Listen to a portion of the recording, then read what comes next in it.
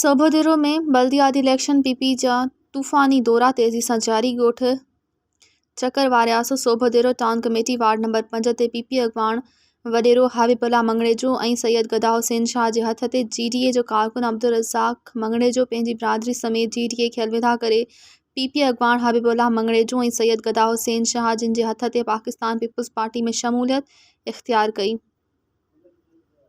होॾां आज़ाद उम्मीदवार ward number 5 ते मोहम्मद ख़ान मंगणेजो हथु खयों ऐं पीपी में ऐलान कयो। उन मौक़े ते उस्ताद अल्ताफ़ हुसैन मंगणेजो, ज़मीर अली मंगणेजो, बशीर अहमद ऐं ॿिया पीपी जा ॼाणा मौजूदु हुआ। मज़ीद ख़बरनि ऐं तफ़सीलात लाइ विज़िट कयो असांजी वेबसाइट www.awamiNewsHD.com ऐं ॾिसंदा रहो अवामी न्यूज़ HD।